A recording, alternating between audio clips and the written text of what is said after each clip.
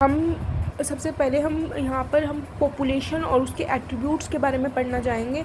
तो सबसे पहले पॉपुलेशन क्या होता है? पॉपुलेशन वो ग्रुप है स्पीशीज़ का, सिमिलर स्पीशीज़ का, जो कि इंटरब्रीड कर सकती हैं आपस में और प्रेजेंट हैं एक सेम एरिया में एक सेम टाइम पर।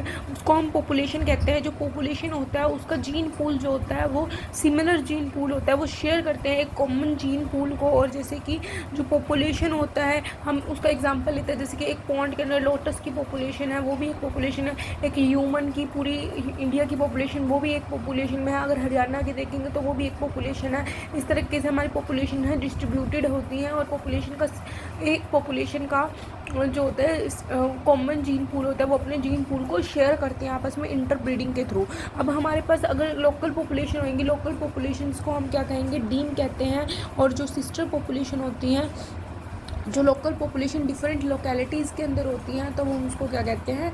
सिस्टर पॉपुलेशंस कहते हैं। अब जब ये पॉपुलेशन का हम इंटरेक्शन करते हैं विद अबायोटिक फैक्टर, जब वो इन्फ्लुएंस होते हैं अबायोटिक फैक्टर से, then it is called population ecology. अब हम एट्रीब्यूट्स पढ़ते हैं पॉपुलेशन इकोलॉजी के। तो एट्रीब्यूट्स में पॉपुलेशन इकोलॉजी के सबसे पहले इसके डिफरेंट एट्रीब्यूट्स हैं। सबसे पहला है population size, population density, natality, mortality, age distribution, या फिर हम उसको एज पिरामिड भी कह सकते हैं, population dispersion and the sex ratio. तो सबसे पहले हमारे पास पॉपुलेशन साइज़ होता है। जो पॉपुलेशन साइज़ होता है वो क्या हमें बताता है कि नंबर ऑफ़ इंडिविजुअल्स कितने हैं एक स्पेसिफिक जियोग्राफिकल रेंज में, एक स्पेसिफिक जियोग्राफिकल एरिया के अंदर, तो हम उसको क्या कहेंगे? पॉपुलेशन साइज़ बोलते हैं। और पॉपुलेशन साइज़ कुछ फैक्टर्स पर डिपेंड करता है, like birth, death, immigration, emigration. जो बर्थ होता है और इमिग्रेशन होता है, इमिग्रेशन मतलब क्या है? परमानेंट इन्वर्जन होता है ऑर्गेनिजम्स का from the newly habitat area, from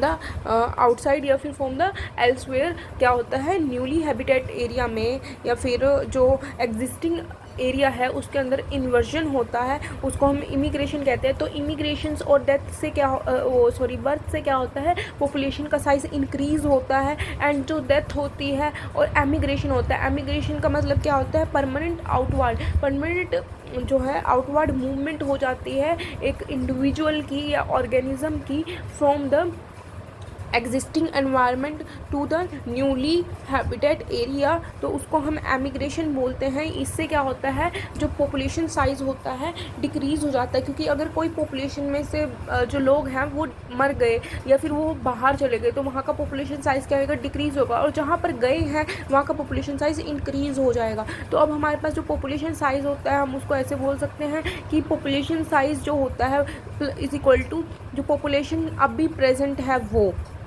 यहाँ से हम देखेंगे कि पॉपुलेशन अब कितनी है। पॉपुलेशन का साइज जो पॉपुलेशन था एट टाइम टी पर, मतलब इनिशियल पॉपुलेशन क्या थी, प्लस कितने बर्थ हुए, कितने इमिग्रेशन हुए, माइनस कितनी डेथ हुई और कितना एमिग्रेशन हुआ। इससे हम पॉपुलेशन का साइज़ मेज़र कर सकते हैं पॉपुलेशन की कितनी साइज़ है।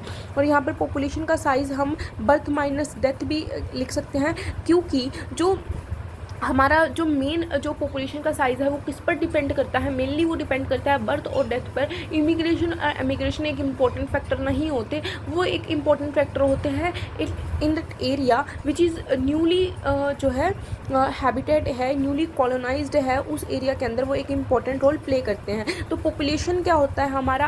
हम पॉपुलेशन साइज़ को हम आर से डिनोट करते हैं और birth rate minus death rate में हम उसको लिख सकते हैं। अगर birth rate is equal to death rate होता है तो पॉपुलेशन का साइज़ जो होगा स्टेबल रहेगा। बट अगर पॉपुलेशन का साइज़ बर्थ ज़्यादा होंगे तो पॉपुलेशन का साइज़ इंक्रीज़ हो जाएगा, और अगर डेथ ज़्यादा होंगी पॉपुलेशन का साइज़ डिक्रीज़ हो जाएगा। उसके बाद हमारा दूसरा मेथड जो आता है हमारा population density to measure the attributes. जो पॉपुलेशन डेंसिटी होती है वो क्या होती है कि नंबर ऑफ़ इंडिविजुअल्स की of a species, number of individual of a species कितने हैं per unit area, per unit time in a given time. Per unit area कितना है इन अ गिवन टाइम, हमारा वहाँ की पॉपुलेशन डेंसिटी की उस कितने एरिया के अंदर क्या है इंडिविजुअल रह रहे हैं, वो हमारी पॉपुलेशन डेंसिटी होती है। पॉपुलेशन डेंसिटी भी हमारी दो तरह की होती है, क्रूड पॉपुलेशन डेंसिटी और स्पेसिफिक पॉपुलेशन डेंसिटी हमारी, या अबंडेंस या फिर ecological population density. Ecological population density या अबंडेंस या crude population density. Crude population population density का मतलब क्या होता है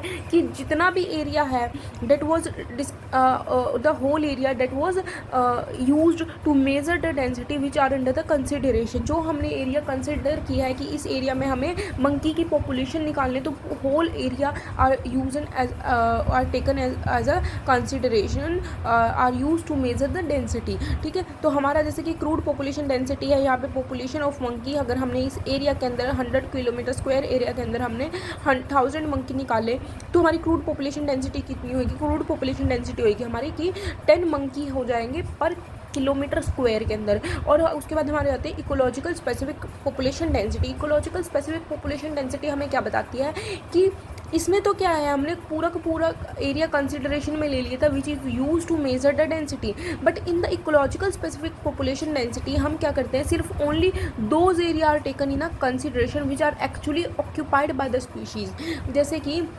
हम एग्जाम्पल से समझते हैं कि यहाँ पर ये एरिया है 100 किलोमीटर स्क्वायर का, बट यहाँ पर बीच में लेक्स आ गई, कुछ माउंटेन्स आ गए, और जिसकी वजह से क्या हो गया, यहाँ का हैबिटेटेबल एरिया जो है सिर्फ 10 किलोमीटर हैबिटेट एरिया रह जाता है। और वो 10 किलोमीटर हैबिटेट एरिया में हम कैसे निकालेंगे ecological density upon total number of individual species और अपॉन हैबिटेट स्पेस। जो हैबिटेट स्पेस होएगा वो 10 किलोमीटर स्क्वायर का है सिर्फ, तो 100 मंकी रह रहे हैं पर किलोमीटर स्क्वायर में।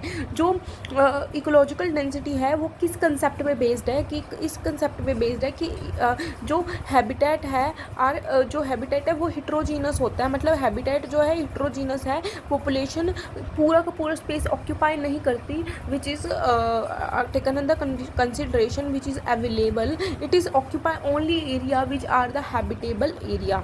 ठीक है, जो हैबिटेबल एरिया होता है ये सबसे ज़्यादा रियलिस्टिक होती है। अब हम कहते हैं कि जो हैबिटेबल एरिया है वो ऑलवेज क्या होगा, स्मॉलर होगा as compare to the actual area. तो हमारी क्रूड डेंसिटी ऑलवेज स्मॉलर होगी एज़ कम्पेयर टू द हमारी स्पेसिफिक पॉपुलेशन डेंसिटी या फिर इकोलॉजिकल पॉपुलेशन डेंसिटी।